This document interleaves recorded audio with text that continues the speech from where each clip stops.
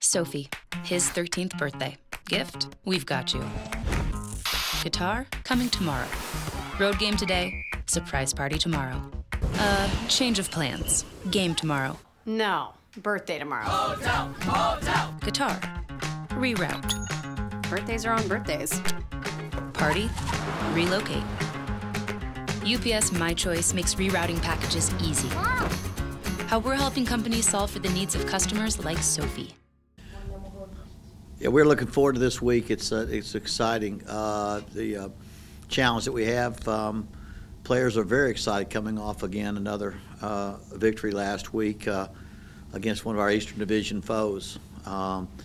Sets us up after a couple of good wins. But I'm real pleased with our victory.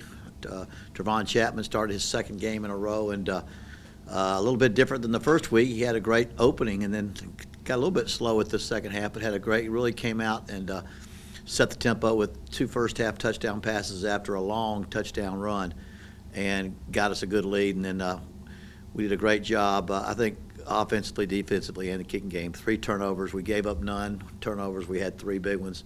And kicking game had some nice field position. Did some nice field position with the kicking game, return game, and the coverage game. So we're excited about that and look forward to this week, putting ourselves where, where we want to be. We're playing an exciting football team, a team that's very, very good, and we're looking forward to it. What's Woodson's status for this week? What's that? Woodson, it's just, again, we got both quarterbacks. You know, Woodson's getting better. He's not got severe. He's got had some bruised shoulder and trying to throw the football as well as he can. It's kind of, he's getting better every day. And but Trevon Chapman now has started 2 games, and I hate to call him number 2. I mean, he was number 1, then Woodson took over, then he's taken over, and now he's the quarterback, and Woodson also is the quarterback. So we got them both ready, and we'll just kind of make that call as the game comes along. was he able to practice today? We don't discuss injuries today with anyone, who practices and who doesn't practice today. I'm surprised that you asked that question. What about JoJo Natson? He's a wonderful person. JoJo Natson has played with the exact same sore shoulder throughout the season, and he's doing fine. We all get caught in statistics. We don't discuss injuries in these meetings. Yes. We always get caught in numbers, but the Uh-huh. offense did do some good things. They were 8 for 16 on 3rd down, no sacks from the offensive line. Are they away from the big play? Are they starting to gel around? You know, every week we certain things happen. We didn't run as well as we've run in the past. No. I thought Miami we really challenged our people statistically. If you look at each particular play, you know, when you have an 80-yard run the first time you run the football, the stats, it kicks the running stats up. But we did not run as well. So, but overall, we have been very good in the red zone. We have finished our drives. We have been a touchdown team. I don't think anybody's kicked less field. We're 100% on field goals. We're 4 of 4, I think, for the year. And but we haven't kicked many. I don't think anybody else in the entire conference has kicked as few field goals as we have. But we haven't stalled either. So we're scoring when we have the opportunity. Right? So we are continuing to, and that's with Tommy, with Trayvon, whether Trayvon or Tommy. You know, we still have our style. We just need to. I think after last week, when you mentioned that, I think overall we've continued to develop ourselves offensively, defensively. We had not run the ball as much as we had wanted, but we've been very efficient when we ran it. We've been so good at throwing the football and scoring plays, and we don't have a lot of time possession because we've scored quickly. And games have been so tight, so that you have to keep on scoring a little bit. But overall, I mean, offense. The biggest thing, we didn't turn the ball over. We had several touchdowns. So when we scored touchdowns, and so I was pleased overall with the team performance last week. When you face, I think Western's the only team since you've been at Akron that you haven't faced in your MAC career. When you started looking at the Broncos, what makes them? What is it? Is it just Zach Terrell, or is it just the whole package offensively? Yeah. in regards to? It's their whole package. And I did last time I coached against the Western, I was at Auburn. Gary Darnell was the head coach, and we coached it. Last time I coached against Western Michigan was a long time ago, but I do remember them. It's their whole package. They if you look statistically at the Mid-American Conference statistics and look at where they are, they're at the top of the defense, they're at the top of the offense, they're at the top of the entire country in turnovers. They have none. When you don't ever turn the ball over, it's hard to lose a ball game. And if you're a decent football, so they're an outstanding football team that are well coached. Anybody goes out there and has the statistics that they have in so many different areas shows you how well rounded. So they run the ball well. They got one of the leading receivers in the nation. Quarterback statistically is a passing efficiency, one of the best in the nation. Defensively, they're high on every category defensively. And so they are just a well-rounded, solid football team, and they are playing very well. We'll have to play our best. These guys are well coached. They play very, very well, and it's a great challenge for us. And they do it. They're doing a great job up there. And so, like I say, we're excited about playing them. But they are they're a great football team. Can you talk a little bit about the walk-on program? Because you had a couple of walk-ons really play well. Bischoff and Lacko came in and played well for you. What do you look for in a walk-on? We haven't talked about that much a lot in the past, but it's been really important to us as we've tried to identify how we were going to build the quality of our roster here at the University of Akron from where it was when I got here. And one of the pluses of being in a high populated area like Northeast Ohio, that means a lot of guys can walk on and come to school relatively close, could live at home for a while. They don't have to go very far, and it makes sense if they're going to try Division I football. They don't want to go Division II. They don't want to go 1AA. I want to be a Division I player. I didn't get an offer, but I can walk on here and see if I can earn a scholarship, and I can maybe stay home for a year and save money and afford it. And we have really pushed hard, and the walk-ons that we have playing, I mean, it's been huge for us. You mentioned Lako. Andrew Houser's hurt right now, was starting middle linebacker. Bischoff from St. V doing a great job for us. But we can list quite a few players that are in that same category. And those guys they don't show up on our 85. They don't show up all the time on our roster that people identify with. But you look at the number of those guys that are playing special teams, number of those guys that are on our roster that will play down the road. I could mention a lot more guys from Copley High School and other area high schools that are playing so well for us right now that we're walk-on. So that's a big part of our program, and we're starting to really it's starting to pay dividends, strong dividends for us. So you've been doing this a long time. You're a team halfway through the season without a single turnover. Yeah, I wish I don't remember that. I don't know at what point turnover happens, and maybe they don't. But the football is oblong and it's shaped funny, and you just even if you play perfectly, it's a great credit to their staff and their team to do what they've done with turnovers. The luck may play some in there when you have one. If you just had one, they have none. And so we sure hope that's the things when it rains it pours. We sure hope that because if they don't turn the ball over, they don't lose many. It's hard to find a way to beat Western Michigan if they don't turn the ball over. They play that good offensively. They play that good defensively. P.J. Fleck has done a great job there, and I'm sure he'll be the next of those famous Mid-American Conference coaches to go on and be famous somewhere else. And but they don't turn the ball over. They're a pretty good football team. You've got without Jamal Marcus, and so now you've got, for instance, you've got Deontay Moore, you have Venkis.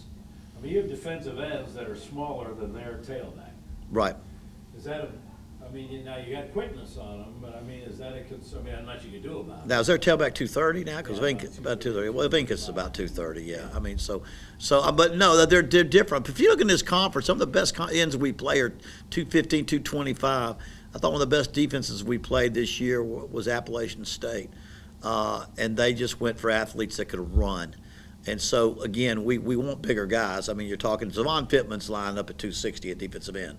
So he's there. He didn't play last week, He's back, and he's 260. That's kind of where we like it, And we've got some changes. We've got some things we're working on. But Dante Moore, if he got to be as big as he could be at 230 maybe, he'd be plenty big. He's a heck of a football player, so we're not going to trade what he can do. But you give up a little bit when you don't have that kind of size, the kind of size that Jamel Marcus had at that position. But we have different ways of lining people up and protecting ourselves. I believe that when athletes that can run and make plays is what you want to have on that football field.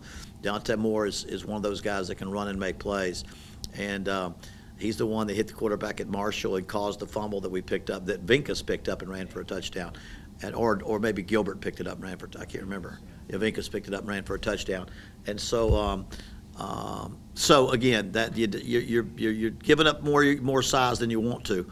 But the key is that we got guys step up and play football. We had our best defensive performance of the year last week, 5 tackles for loss, 2 sacks, but also 5 tackles for loss. And that was an awful good showing. What do you have to do to get your passing game more in sync with Chapman in there? It seems like there's an emphasis on that big play ball when he's in there. First down, you were in a lot of second and 10.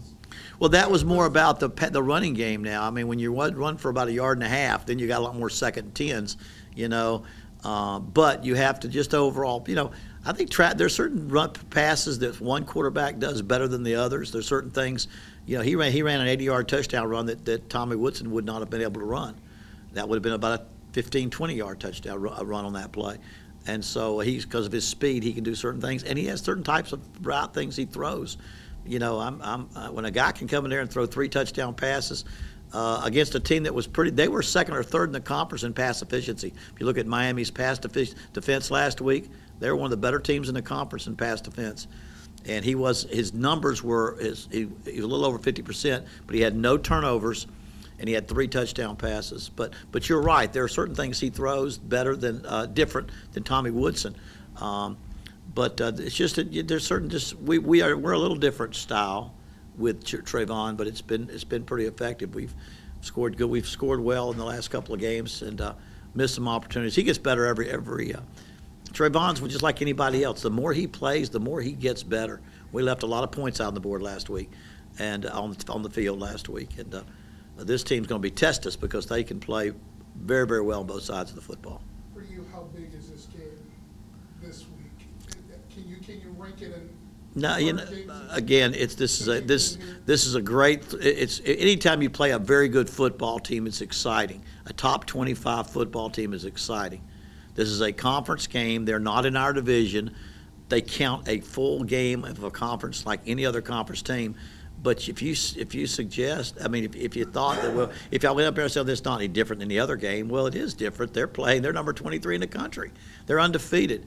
They're right now. They are, in the last 4 years that I've been here, the previous 4 it was Northern Illinois was the team, or Toledo. We beat those teams. Toledo the second year we were here. I think back about how in the world we beat Toledo the second year we were here, but I think back over the years, this is the team right now that's ranked. But right now we're excited about playing a team of this quality. But again, it's one game at a time that we've got to play and play our best. And this team is they're like I say, we're in with an incredibly good football team. We're going to play our best and do our best to see if we can play with Western Michigan. Our teams. Obviously they're trying to take away Jerome Lane. Are they doing more, or he's had 3 catches the last 2 weeks? It's fun. You're right. I think things come in. It goes in cycles. People will double on JoJo or that side and come back. Will hit Jerome, or they'll decide that they going to play Jerome a certain way and just make sure that happens, and we run the ball better toward that side. So again, we've got to find ways to get Jerome in the package. That's for sure. I think he's too valuable to us. We have got to find ways to get him the football. 3 catches in 2 games is not the numbers we need. from his position. So hopefully this week we'll be able to do that. But we do have, I mean, Wolf, if you let him go, he's going to catch a pass or touchdown pass or two every game if you don't cover him. A.J. Coney, Quadarius Smith, now that he has gone, is starting to catch the football. So we've got, the good thing is we don't have to focus on, if they decide the last 2 weeks that they're going to play over there on Jerome, it does leave JoJo single covered or puts him in a situation where he gets one-on-one coverage or Wolf gets one-on-one coverage. And we're going to throw it to the guy that gets one-on-one coverage as much as we can. Coach, where would you put, you got the first 5 conferences and the second group, where would you put the Mid-American Conference? You watch a lot of football. Yeah, I mean, What's in the league right now? I'm biased, but I believe we have the best group of 5 conference in America. I think top to bottom we play the best football, and I think we stand up to anybody top to bottom as a conference. And I'm sure there's arguments, and I don't watch quite enough to give you a legitimate answer to that's not a little bit biased. But I have been fortunate to coach against most people in the country, or broadcast like games all over the country as well. And top to bottom, I feel very. I see the teams the way it's funny how in this conference, since the first year I was here, there are some teams that have been good consistently, but it just seems like all of a sudden somebody goes from the top to the bottom and the bottom to the top, and there is a. The old saying that it's the same distance from the outhouse to the penthouse it is from the penthouse to the outhouse, and it seems to be this conference. It's close. Everything's close enough that we see teams that quarterback gets hot, or they find somebody finds a quarterback, or somebody does this, and a team gets hot, But I think from a standpoint of competitiveness, ability to play with teams that are in the Power 5. I wouldn't put our conference second to anybody in the conference beyond those teams.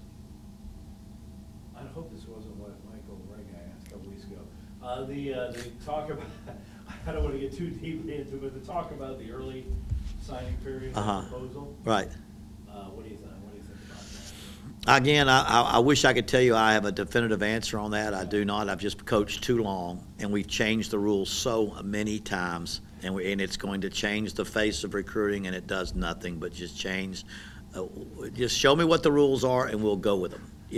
I do know if you can sign them in their junior year or in the summer before, we'll just start recruiting them 1 year earlier. We'll have to have a visits 1 year earlier. So I'm very comfortable. My whole thing, give me the rules, and I'll try to do a better job than the other guys at dealing with the rules as they now exist. But it seems to be a rule that, if we get a commitment early and a guy signs with us and all of a sudden the bigger schools want him, we won't lose him. But on the other hand, if the bigger schools have a guy they commit early and they get a bunch of other offers, we probably would have gotten that kid that dropped down to our level. So it'll all, I tend to think it all balances out. I've seen enough changes since 1979 or 80 when I first started coaching. In the way the recruiting has been done, that it's just a little different phase. I go back to when we had conference signings in the SEC. We had early signings that were only they controlled only your conference signings, but you had them early, and then you had your regular signing date. So and they dropped that, and so this one is probably another experiment. Those binding by SEC? They were binding on other SEC schools, absolutely, yes. Once you signed them, you could not sign with any other SEC school. Okay.